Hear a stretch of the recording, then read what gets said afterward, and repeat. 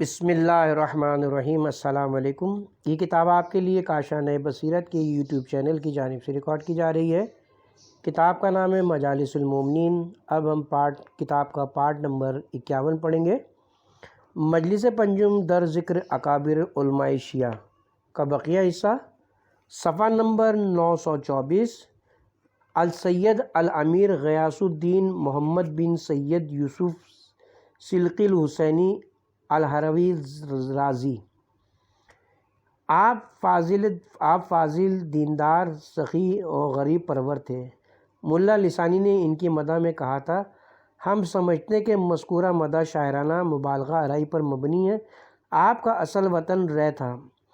آپ کے والد میر عزی الدین یوسف سلطان حسین مرزا کے عہد امارت میں ہرات میں تشریف لے گئے تھے۔ آپ کا بچپن اور لڑکپن تمام تر ہرات میں بسر ہوا اور آپ نے علوم متداولہ کی تعلیم ملا حسین ہروی اور شیخ الاسلام تفتازانی سے حاصل کی، اور شاہ اسماعیل صفوی صاحب قران کے عہد میں آپ کو امیر کا منصب دیا گیا، اور بعض مفسدین کی شرارت کی وجہ سے حاکم خراسان امیر خان ترکمان نے بروز بدھ ماہ رجب 927 ہجری میں شہید کر دیا۔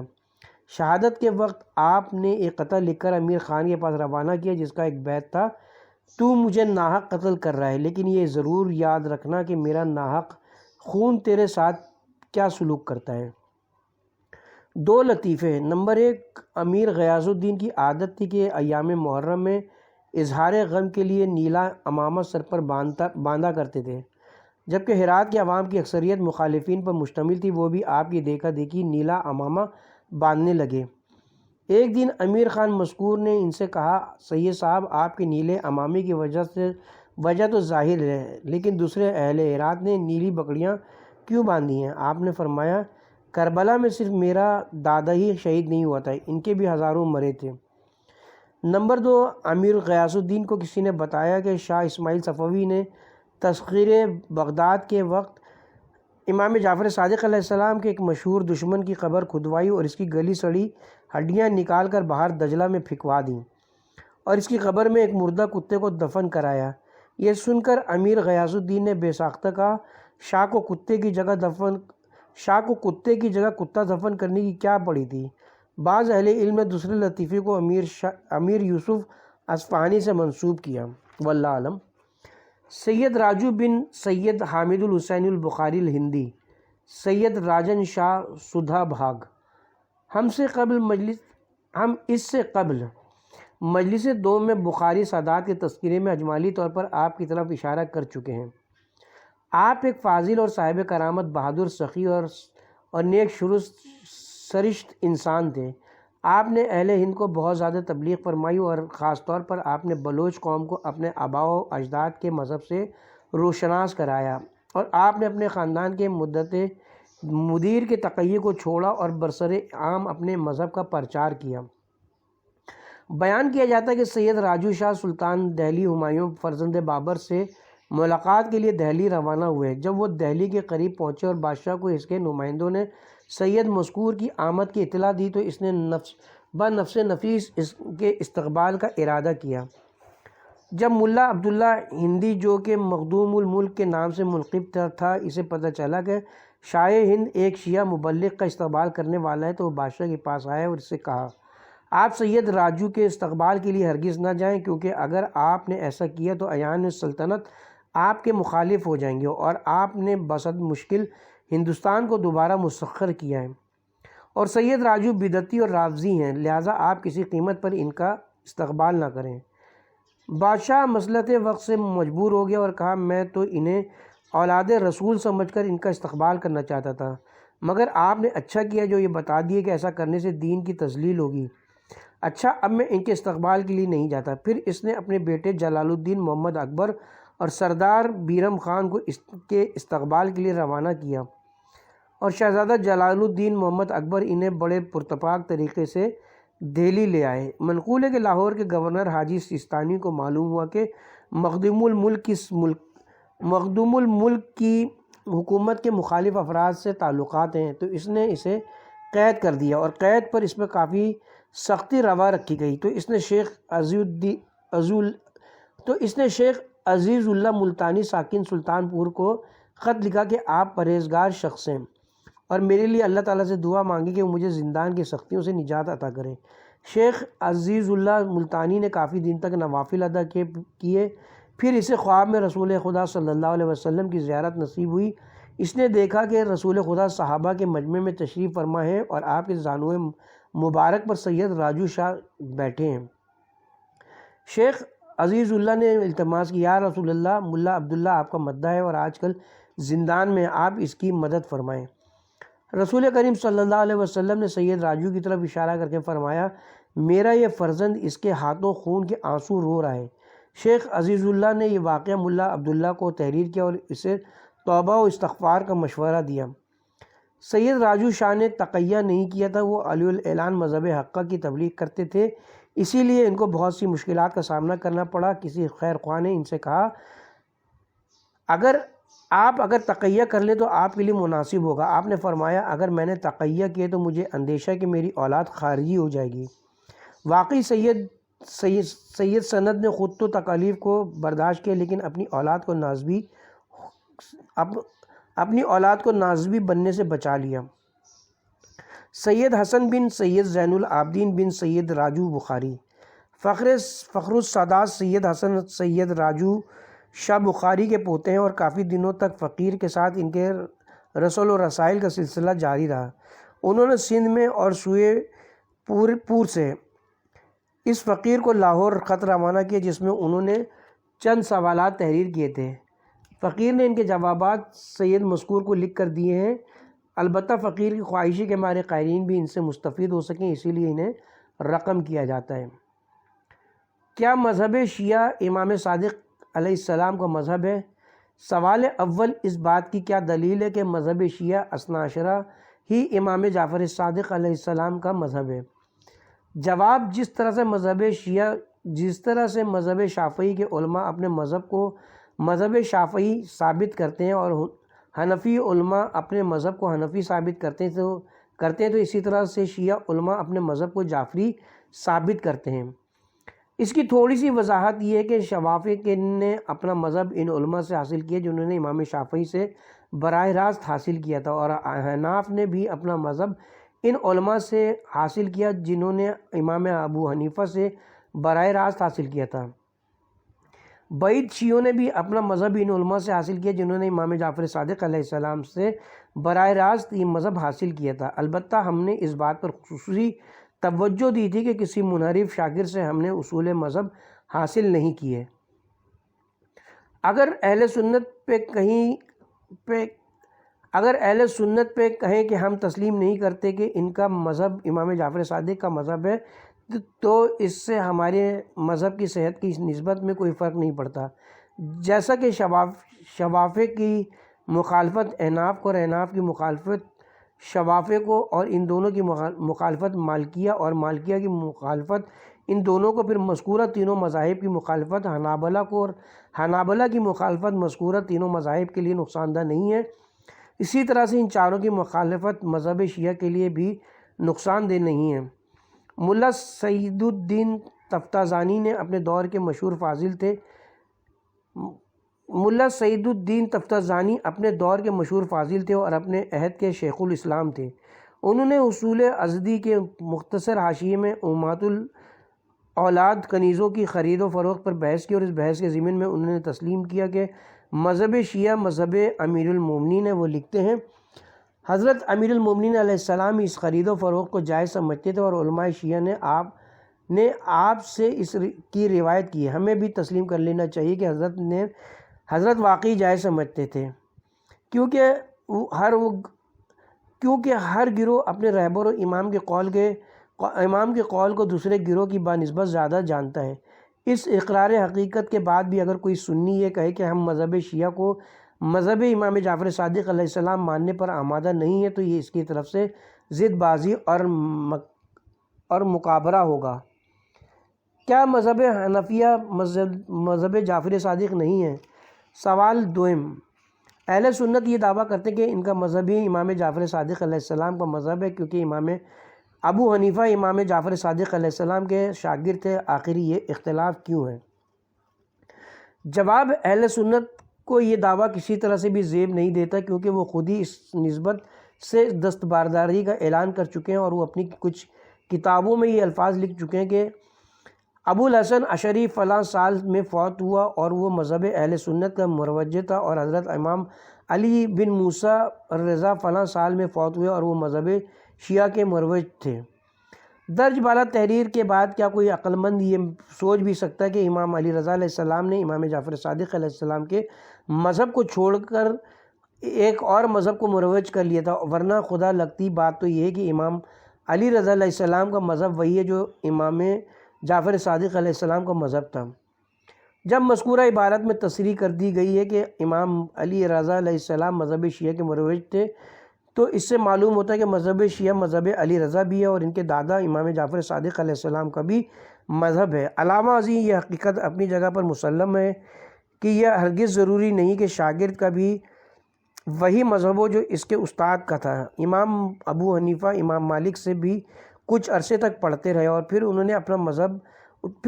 نے اپنا علیحدہ مذہب قائم کر لیا، اور احمد بن حنبل امام شافعی سے پڑھتے رہے لیکن انہوں نے علیحدہ مذہب قائم کر لیا، اور ابو الحسن اشعری ابو علی جبائی کے شاگرد تھے، اور ابو علی جبائی معتزلی تھے۔ اس کے باوجود ابو الحسن اشعری نے اپنے استاد کے نظریات سے اختلاف کیا اور نئے مکتب فکر کی بنیاد ڈالی، اور ویسے بھی خیر سے امام ابو حنیفہ نے امام جعفر صادق سے چند احادیث کا استفادہ کیا تھا۔ حضرت اسے ہمیشہ نااہل لوگوں میں سے سمجھتے تھے، اسی لیے حضرت نے کبھی اس کے سامنے فقہ کے امہات المسائل پر بحث نہیں کی تھی، اور ہمیشہ اسے قیاس کرنے سے منع فرمایا کرتے تھے، مگر اس نے آپ کے فرمان کے باوجود بھی قیاس چھوڑنا گوارا نہیں کیا تھا۔ اگر آپ کو امام علیہ السلام کے مذکورہ مکالمے پڑھنے کا شوق ہو تو آپ اسے کتاب حیات الحیوان میں پڑھ سکتے ہیں، اور یہ بھی واضح ہے کہ یہ کتاب ایک سنی عالم کی لکھی ہوئی ہے۔ مذہب شیعہ مذہب مجتہد ہے، مذہب امام جعفر صادق ہے۔ سوال سوئم، سید سند نے فقیر سے تیسرا سوال یہ کیا، مذہب شیعہ میں آیا مجتہد کا تصور ہے یا نہیں؟ اگر جواب اس بات میں ہے تو پھر مذہب مجتہد قرار پائے گا، اور امام جعفر صادق علیہ السلام کا مذہب نہیں رہے گا۔ علاوہ ازیں مجتہد سے بیک وقت صحیح غلط فتویٰ کا امکان موجود رہتا ہے، اور جہاں خطا کا امکان موجود ہو اسے صحیح کیسے قرار دیا جا سکتا ہے؟ جواب، اس سوال کا جواب یہ ہے کہ مذہب شیعہ میں مجتہد بہت ہیں، مگر اس سے یہ لازم نہیں آتا کہ مذہبی مجتہد قرار پائے۔ مذہب امام کی طرف سے ہی منسوب رہے گا، اور مجتہد اپنے فہم و استطاعت کے مطابق اس میں اجتہاد کر سکتے ہیں۔ آپ اس مسئلے کو یوں سمجھیں کہ اہل سنت کے 4 مذاہب ان کے 4 ائمہ کے نام سے منسوب ہیں، اور ان بزرگوں کو امام مذہب کہا جاتا ہے، اور اس کے علاوہ انہیں مجتہد بالمذہب بھی کہا جاتا ہے، اور اس کے ضمن میں مزنی، قاضی ابو یوسف، محمد بن حسن شیبانی اور ظفر بھی اپنے مذہب کے مجتہد ہی تھے، لیکن ان کا مذہب ان کے نام سے موسوم نہیں ہوا، اور انہیں آج تک مجتہد فی المذہب کہا جاتا ہے۔ اگر مذہب بھی ان کے نام سے منسوب ہونے لگتے تو یقین فرمایا اہل سنت کے آج 4 مذہب نہ ہوتے، بلکہ ان کے مذاہب 4000 سے بھی زیادہ ہوتے۔ اس سے معلوم ہوا کہ مجتہد فی المذاہب کی وجہ سے مذہب کا انتساب مجتہد کی طرف نہیں ہو جاتا ہے۔ اسی طرح سے اگر مذہب شیعہ میں بھی مجتہد پائے جائیں تو مذہب کی نسبت مجتہد کی طرف نہیں ہوگی، بلکہ مذہب کی نسبت امام جعفر صادق علیہ السلام کی طرف ہی رہے گی۔ اور مجتہد کی خطائے اجتہادی سے یہ بھی لازم نہیں آتا کہ سرے سے اس مذہب کی تعلیمات کو ہی مشکوک قرار دیا جائے، کیونکہ علم الکلام میں ہم ثابت کر چکے ہیں کہ ہمارے امام معصوم ہیں اور ان سے خطا کا امکان نہیں ہے، جبکہ اس کے برعکس اہل سنت کے 4 امام غیر معصوم ہیں، اور ان میں سے ہر ایک آنے والے نے پہلے کی فقہ کو باطل کہا ہے۔ اور اس کے ساتھ انتہائی عجیب بات یہ کہ ہر مذہب کے مجتہد نے اپنے ہی امام کے خلاف اجتہاد کیا اور اس کی مخالفت میں فتوے دیے، لیکن مذہب شیعہ میں آپ کو مذکورہ دونوں مثالیں دکھائی نہیں دیں گی۔ یعنی ہمارے 12 ائمہ میں سے کسی کسی ایک نے ایک دوسرے کے خلاف فتویٰ نہیں دیا، اور ہمارے مذہب میں یہ اتفاق بھی نہیں ہوا کہ کسی مجتہد نے اپنے امام کے حکم کے خلاف فتویٰ دیا ہو۔ مذہب شیعہ کی مجتہدین ہمیشہ قرآن و سنت و فرامین نے آئمہ کو مد نظر رکھ کر احکام اور استنباط کرتے ہیں۔ اگر ان میں کہیں باہمی اختلاف دکھائی بھی دے تو بھی ان میں حلال و حرام کا فرق ہرگز نہیں ہوتا۔ ان کے درمیان اختلاف کی نوعیت اس طرح کی ہوگی کہ ایک کا فتویٰ ہوگا کہ نماز میں سلام پڑھنا مستحب ہے، اور دوسرے کا فتویٰ ہوگا کہ واجب ہے، اور ہمیں اس بات کا علم ہے کہ مذہب امامیہ ان دو فتوے سے باہر نہیں ہے، اور آپ کو اس کے برعکس کسی شیعہ مجتہد کا یہ فتویٰ دکھائی نہیں دے گا کہ سلام نہ واجب ہے اور نہ مستحب ہے۔ اگر بالفرض کوئی ایسا فتویٰ جاری بھی کرے تو ہماری نظر میں اس کو خطأ اجتہادی نہیں بلکہ مخالفت امام سمجھا جائے گا، جو کہ کسی بھی صورت میں ہمارے لیے قابل قبول نہیں ہے۔ اور اس سلسلے میں یہ بات بھی ذہن نشین رکھیں کہ ہمارے پاس اجتہاد و استنباط کے لیے قیاس، استحسان اور تخمین و ظن کو درست نہیں سمجھا جاتا، بلکہ ہمارے ہاں قرآن و حدیث، پیغمبر اکرم اور فرامین ائمہ طاہرین اجتہاد و استنباط کا سرچشمہ سمجھے جاتے ہیں۔ شیعوں کے پاس اپنی صداقت کی کیا دلیل ہے؟ سید حسن نے اپنے مکتوب گرامی میں چوتھا سوال یہ لکھا: سوال چہارم، شیعہ کس دلیل کے ساتھ کہتے ہیں کہ ہمارا مذہب حق اور باقی دوسروں کا مذہب باطل ہے؟ جواب ہمارے پاس اپنے حق پر ہونے اور غیروں کے باطل ہونے کی دلیل یہ کہ ہم 12 ائمہ طاہرین کے پیروکار ہیں، اور ہمارے ائمہ طاہرین کا تعلق اہل بیت عصمت سے ہے، اور وہ سب کے سب معصوم ہیں۔ جب امام معصوم ہوں گے تو ان کا مذہب بھی یقیناً حق ہوگا۔ علاوہ ازیں اس کے لیے پیغمبر اکرم کی اس حدیث کو ہمیشہ پیش نظر رکھیں۔ آپ صلی اللہ علیہ وسلم نے فرمایا: میں تمہارے درمیان دو گرا قدر چیزیں چھوڑے جا رہا ہوں، جب تک تم ان سے وابستہ رہو گے تو میرے بعد ہرگز گمراہ نہ ہوگے، اور وہ ہیں اللہ کی کتاب اور میری اطاعت اہل بیت۔ لہذا پیغمبر اکرم نے مذہب حقہ کی اس حدیث میں مکمل نشاندہی کر دی کہ جو مذہب کتاب و اطاعت سے وابستہ ہوگا وہ حق پر ہوگا اور وہ گمراہی سے محفوظ ہوگا، اور جو مذہب ان دونوں یا ان میں سے کسی ایک کو چھوڑ دے گا وہ یقیناً گمراہ ہوگا اور نجات سے محروم رہے گا۔ اس حدیث کی موجودگی میں اہل سنت کے 4 ائمہ کی امامت کا کوئی جواز باقی نہیں رہتا، کیونکہ ان چاروں میں سے کسی کا تعلق بھی اطرت طاہرہ سے نہیں ہے۔ مذہب شیعہ کو مذہب جعفری کہنے کی کیا وجہ ہے؟ سید حسن نے فقیر سے 5واں سوال یہ کیا: سوال پنجم، 12 ائمہ ہدی میں سے ہر ایک کا علیحدہ مذہب تھا، یہ سب کے سب ایک ہی مذہب پر تھے۔ اگر سب کا مذہب ایک ہی تھا تو پھر اس مذہب کو امام جعفر صادق علیہ السلام سے مخصوص کرنے کی کیا وجہ ہے؟ جواب: ہمارے 12 ائمہ امام ہیں اور سب کا مذہب ایک ہی ہے، ان میں سے ایک کا قول سب کا قول ہے، ان کا آپس میں کسی مسئلے پر کوئی اختلاف نہیں ہے۔ البتہ امام جعفر صادق علیہ السلام سے پہلے ائمہ ہدی کو فقہی احکام و قوانین کے بیان کرنے کا موقع انتہائی کم میسر ہوا، کیونکہ حضرت علی علیہ السلام بغاوت و ضلالت کے ساتھ جنگ میں مصروف ہو گئے، اور امام حسن و امام حسین کی زندگی بدترین ملوکیت کے دور میں بسر ہوئی۔ اسی طرح سے امام زین العابدین علیہ السلام کی پوری زندگی خوف و ہراس سے لبریز تھی۔ البتہ امام محمد باقر علیہ السلام کو احکام بیان کرنے کا کچھ نہ کچھ موقع ملا، چنانچہ انہوں نے احکام بیان کیا، اور امام جعفر صادق علیہ السلام کو تمام ائمہ ہدی علیہ السلام کی بنسبت زیادہ موقع میسر آیا ہے۔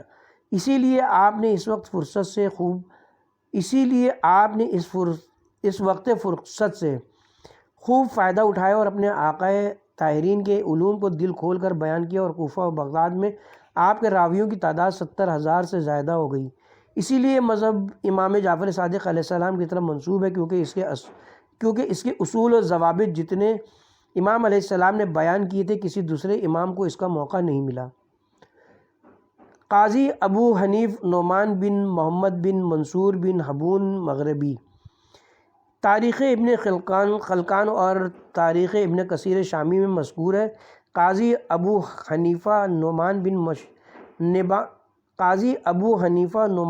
بن محمد مشہور ترین فضلاء میں سے تھے، اور فقہ اور دین اور بزرگی کے اس مرتبے پر فائز تھے جس سے زیادہ کا تصور بھی نہیں کیا جا سکتا۔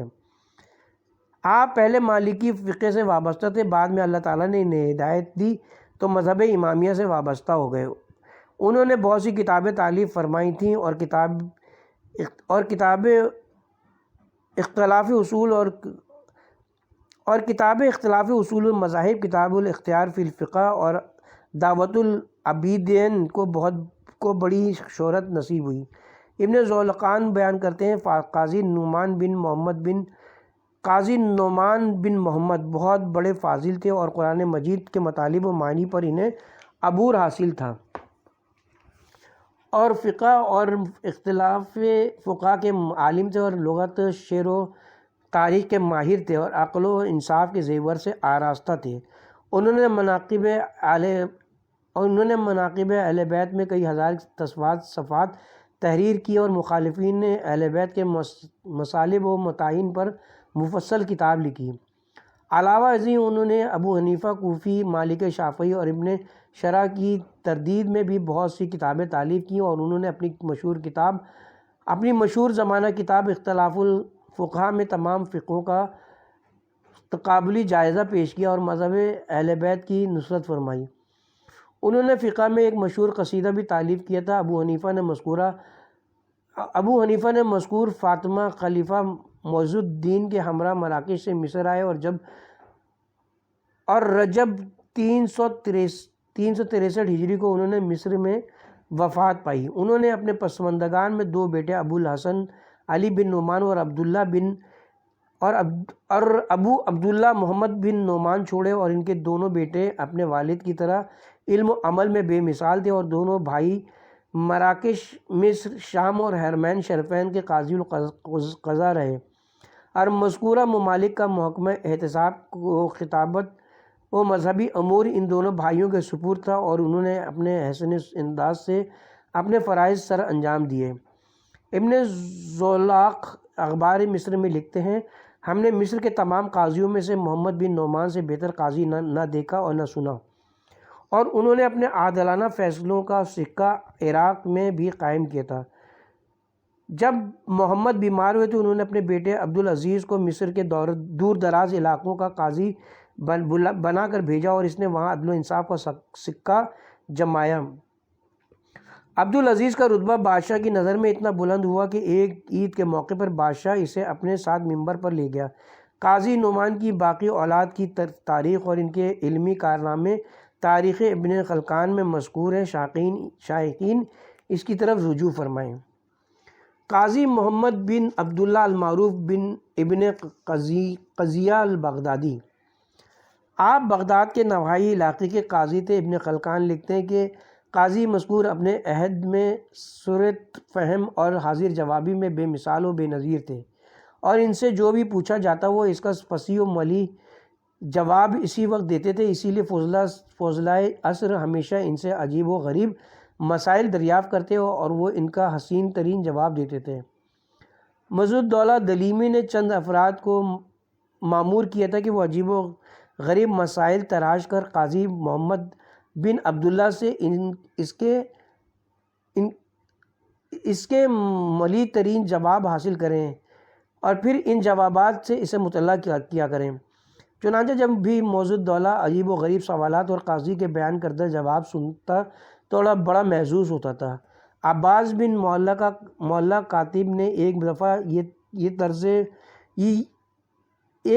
دفعہ یکطرفہ مسئلہ لکھ کر قاضی کے حضور بھیجا، جس میں اس نے لکھا: حضرت قاضی، آپ کیا فرماتے ہیں کہ ایک یہودی نے ایک نصرانی عورت سے زنا کیا اور عورت نے ایک بچے کو جنم دیا جس کا سر گائے کا سا اور دھڑ انسانوں جیسا ہے۔ اس وقت مجرم گرفتار ہیں اور فیصلے کے لیے آپ کے فرمان کے منتظر ہیں۔ قاضی نے جواب میں یہ فتویٰ تحریر کیا: یہ سب سے معتبر گواہی ہے کہ یہود نے گوسالہ پرستی کی تھی اور ان کے دلوں میں گوسالے کی محبت کوٹ کوٹ کر بھری ہوئی ہے، یہاں تک کہ آج ہزاروں برس گزرنے کے بعد ان کے نطفے سے ایسے بچے نے جنم لیا جس کا سر گوسالے جیسا ہے۔ ان کے متعلق میری رائے یہ ہے کہ گوسالے کا سر اور یہودی کا سر اکٹھے باندھ کر نصرانیہ عورت کی گردن پر مارا جائے، اور پھر نصرانی عورت اور یہودی مرد دونوں کی ٹانگیں ایک دوسرے سے باندھ کر زمین پر گھسیٹا جائے اور اس کے ساتھ ایک منادی یہ اعلان کرے کہ تاریکی پہ تاریکی دیکھنی ہو تو انہیں دیکھو، والسلام۔ بیان کیا جاتا ہے کہ وزیر محلسبی کے ایک خادم نے ایک وزیر کی موجودگی میں قاضی صاحب سے پوچھا، محترم قاضی، پشت کی کیا حد ہے؟ قاضی صاحب نے ناراض ہو کر کہا، پشت کی حد یہ کہ جس پر تیرا گریبان مشتمل ہو، اور تیرے بھائی جسے دیکھ کر تجھ سے مذاق کریں، اور تیرا آقا جس پر تعزیر جاری کرے، اور تیرے بچے جس پر سوار ہوں، یہ پشت کا حدود اربع ہے۔ ابن خلقان لکھتے ہیں، قاضی کے جوابات ہمیشہ مرغوب انداز کے حامل ہوتے تھے۔ اگر مجھے طوالت کا اندیشہ نہ ہوتا تو اس کے بہت سے جوابات یہاں نقل کرتا۔ جب صاحب بن عباد بغداد آئے اور وزیر محبلی کے مہمان ہوئے تو اس وقت ان کی ملاقات قاضی ابن قریہ مذکور سے ہوئی۔ قاضی بن عباد ان کی گفتگو سے بے حد محظوظ ہوئے۔ قاضی کے درج ذیل اشعار سے ان کے عقیدے کا بخوبی اندازہ ہو جاتا ہے۔ مجھ سے ہمیشہ کم عقلی کی باتیں پوچھنے والوں، اس چھپی ہوئی چیز کو ظاہر مت کرو۔ ممکن ہے کہ مردار کی طرح سے کوئی قابل نفرت چیز ہی برآمد ہو جائے۔ ممکن ہے کہ مخملی چادر کے نیچے چھپے ہوئے طبل کی طرح سے کوئی پوشیدہ ہاتھ برآمد ہو جائے۔ جواب حاضر ہے، لیکن میں اسے چھپانا چاہتا ہوں۔ اگر خلیفہ کی مقرر کردہ سزا اور ہماری گردنوں پر ہمیشہ پڑنے والی تلواروں کا اندیشہ نہ ہوتا تو میں آل محمد کے کچھ ایسے اسرار بیان کرتا جو تمہیں مالک اور ابو حنیفہ کی روایت سے بے نیاز کر دیتے، اور میں تمہیں دکھاتا کہ حسین سقیفہ میں ہی قتل ہو چکے تھے، اور یہ بھی بتاتا کہ حضرت فاطمہ زہرا رات کے وقت کیوں دفن ہوئیں، اور یہ بھی بتاتا کہ جب بی بی نے تمہارے دو بزرگوں کو اپنے مقدس حجرے میں داخل نہ ہونے دیا تھا تو اس کے ساتھ کیا سلوک روا رکھا گیا تھا۔ ہائے افسوس بنت محمد پر کہ جو کہ غم و غصہ لے کر دنیا سے رخصت ہوئیں۔ قاضی محمد عبداللہ نے سن 307 ہجری میں وفات پائی۔ قاضی ابو القاسم علی بن محمد بن ابی الفہم التنوخی، آپ فاضل شیریں بیاں اور سید مرتضی علم الہدیٰ کے حاجب تھے۔ ابن خلقان نے لکھا، قاضی مذکور تنوخی خاندان کے شہزادے تھے اور علم کلام و فقہ و نجوم میں مہارت تامہ رکھتے تھے۔ سالبی نے کہا، وہ مشہور اہل علم و ادب میں سے تھے اور کریم الطبع، عالی قدر اور مرنج شخص تھے۔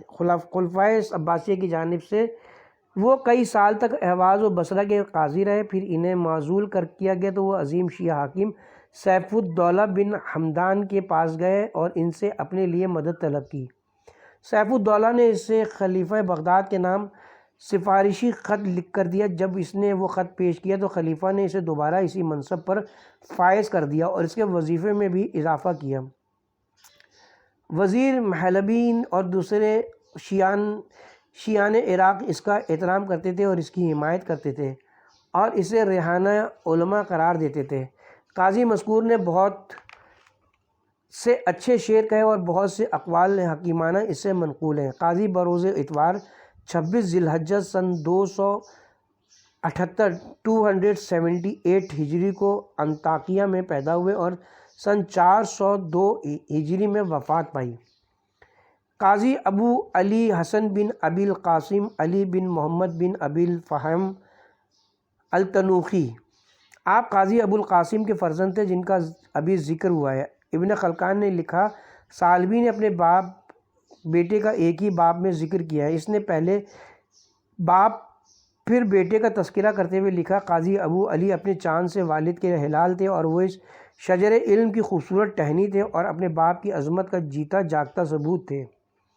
باپ کی زندگی میں ان کے نائب اور ان کے بعد ان کے قائم مقام تھے۔ عبداللہ بن حجاج بغدادی نے اس کی مدح میں یہ قتل کہا تھا، جب بھی بزرگ قاضیوں کا ذکر ہوتا ہے تو میں جوانوں کو بزرگوں پر ترجیح دیتا ہوں، اور جو میرے اس فیصلے پر خوش نہ ہو تو میں اسے محترم قاضی تنوخی کی خدمت میں پیش کروں گا۔ قاضی ابو علی حسن کی تصنیفات میں الفرج بعد الشدہ کو خصوصی اہمیت حاصل ہے اور ان کے اشعار پر مبنی ایک دیوان بھی ہے جو کہ ان کے والد کے دیوان سے جڑا ہوا ہے۔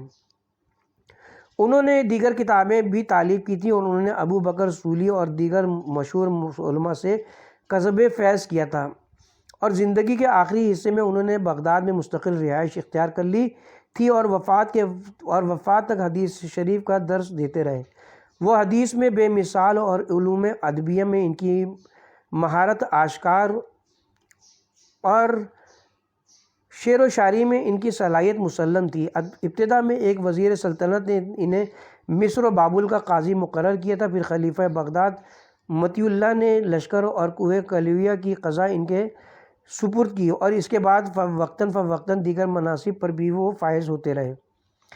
ابن کثیر لکھتے ہیں جب عباسی خلیفہ طاء اللہ اور سلطان عز الدولہ کی بیٹی کا رشتہ ہوا تو ان کا خطبہ نکاح قاضی ابو علی حسن بن ابی القاسم تنوخی نے پڑھا تھا۔ قاضی مذکور بروز اتوار 26 ربیع اول سن 328 ہجری کو بصرہ میں پیدا ہوئے اور بروز سوموار سن 383 ہجری کو بصرہ میں فوت ہوئے۔